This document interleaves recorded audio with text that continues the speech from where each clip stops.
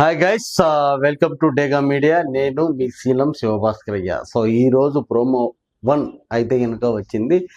చాలా అంటే చాలా రసవత్తరంగా అయితే కనుక జరుగుతూనే ఉంది నామినేషన్ ప్రక్రియ. సో అందులో భాగంగా సోనియాకు కరెక్ట్ అయినటువంటి వాడు దొరికినాడు. ఎవడయ్యా అంటే నబిల్ అని చెప్పకనే చెప్పొచ్చు. సూపర్ డిఫెండర్, సూపర్ సూపర్ అంటే super defender. And Prithvi same అదే యాటిట్యూడ్. మరి అది ఎందుకు వస్తుందో ఏమో. కొంచెంలో మిస్ అయినాడు ఈసారి. ఎలిమినేటెడ్ అవ్వాల్సింది పృథ్వీ అవ్వాల్సింది.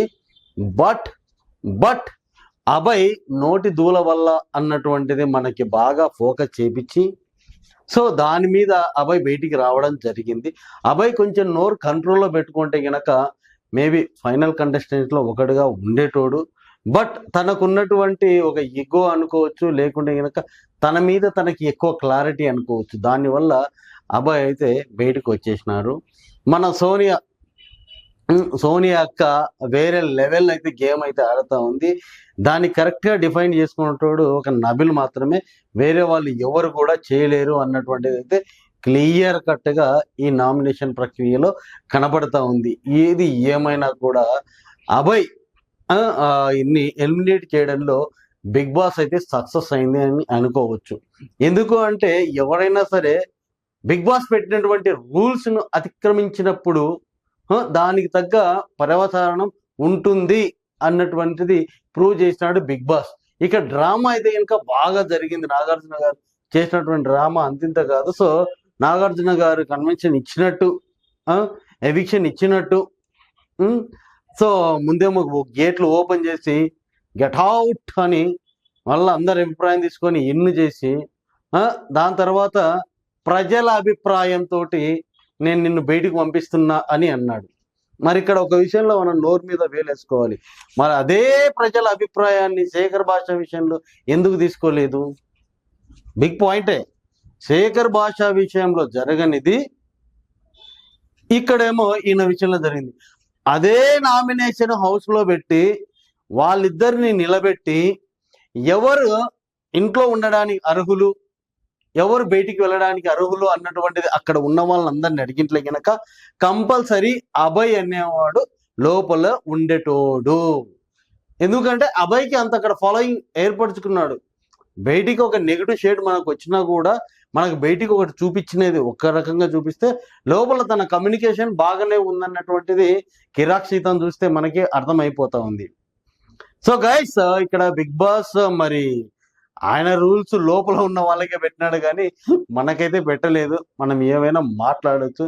సో ఇది అన్నట్టు ఈరోజు. సో అంటే అభయ్కి నష్టం జరిగిందని అనుకోవచ్చు. ఎక్స్క్యూజ్ చేసినప్పుడు ఎక్స్క్యూజ్ లాగానే ఉండాలి. మళ్ళీ మెడబెట్టి గేటికి బయటికి పంపించకూడదు అన్నదే నా అభిప్రాయం. సో గైస్, ఈ రోజు ప్రోమోలోకి వచ్చినట్లయితే కనుక స్టార్టింగ్ బిగ్ బాస్ వాయిస్ తోటి అయితే చెప్పడం జరుగుతూ ఉంటుంది. 3 వీక్స్ నుంచి మీరు అందరు కలిసే ఉన్నారు. ఎవరు ఇంట్లో ఉండాలి, ఎవరు బయటికి పంపించాలి, వాళ్ళని మీ దగ్గర ఉన్నటువంటి ఒక ఫోమ్ తోటి వాళ్ళ ముఖం మీద కొట్టాలన్నటువంటిదే నామినేషన్ ప్రక్రియ. ఈసారి అయితే కనుక డిఫరెంట్గా ప్లాన్ చేసినాడు అని అనుకోవచ్చు.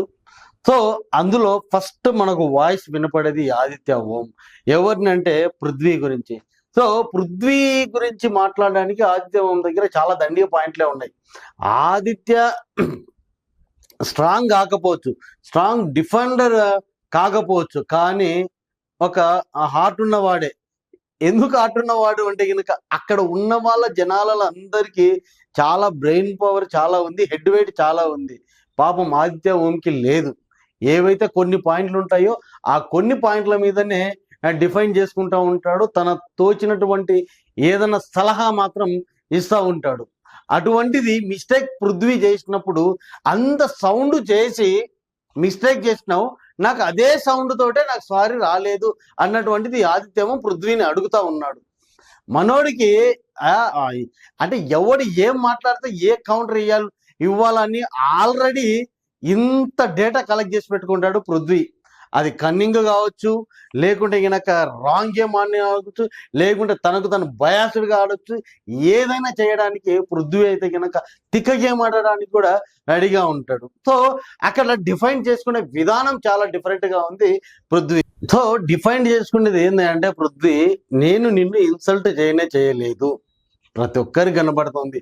ఇన్సల్ట్ కాదు, దాన్ని మించి కూడా చేస్తూ ఉంటాడు పృథ్వీ. మణికంఠ విషయంలోనే చాలా మిస్టేక్ చేసినాడు. పృథ్వీనేమో చాలాసార్లు వాడు ఏమైనా మాట్లాడొచ్చు. అదే ఒక్కసారి మణికంఠ మాట్లాడితే కనుక ఆక్రోశం లోపల నుంచి బయటకు వచ్చేసి నానా యాగి చేసి ఆల్మోస్ట్ కొట్టడానికి వెళ్ళిపోయినాడు పృథ్వీ. అటువంటి క్యారెక్టర్. అండ్ నెక్స్ట్ వచ్చేసి ఇక్కడ నబిల్. సో నబిల్ కూడా నాకు తెలిసి పృథ్వీని నామినేషన్ చేసినట్టున్నాడు. అక్కడ ప్రోమోలో ఆదిత్య ఓంకి చెప్పినట్టు ఉంది, కానీ అక్కడ డిఫైన్ చేసుకునేది నబిల్కి డిఫైన్ అయితే చేసుకుంటా ఉన్నాడు. సో రోజుకు నబిల్ అయితే స్టెప్ బై స్టెప్ ఎక్కుతూ వస్తున్నాడు. సో మనం ముందు చూసుకున్నట్లయితే నబిల్ చాలా సైలెంట్ గా ఉండేటోడు, ఎక్కువ ఎవరితో మాట్లాడుకుంటాడు, ఏదైనా టాస్క్ వస్తేనే మాట్లాడతాడు అన్నటువంటి ఒక సిచ్యువేషన్ అయితే ఉండేది మనకు చూడడానికి. కానీ రోజుకు తనలో ఉన్నటువంటి ఇంకొక యాంగిల్, ఇంకొక కోణాన్ని డిఫరెంట్ గా ప్రజల ముందుకు చూపించి ఒక టాప్ కంటెండర్ లో ఫస్ట్ ప్లేస్ లో ఉండడానికి ప్రయత్నిస్తూ ఉన్నాడు. ఎస్, అలానే ఉన్నాడు. సంచాలకుడుగా 200% కరెక్ట్ చేసినాడు. అండ్ అందరినీ మేనేజ్ చేయడంలో, లీడర్షిప్ క్వాలిటీస్ లో, వేరే వాళ్ళకి సజెషన్ లో, అన్నిట్లలో నబిల్ అయితే గనక ఒక మార్క్ అయితే తెచ్చుకున్నాడు అని అనుకోవచ్చు. ఇక్కడ మన సోనియా అక్కతోటి ఫైటింగ్ అయితే చేస్తూ ఉన్నాడు.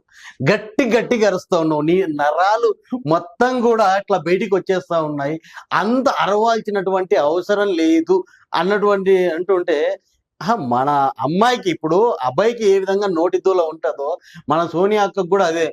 అక్కడ నుంచి ఎవడు బయటికి తీసుకొచ్చిండు వాళ్ళని అన్నటువంటిది మాట్లాడుతూ ఉంది. మనోడు చెప్పేది, నబిల్ చెప్పేది వినట్లేదు.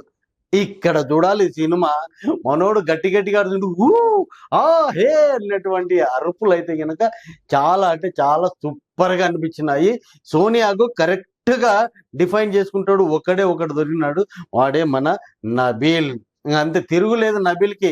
నోరు మూపించడంలో దిట్ట అని అనుకోవచ్చు.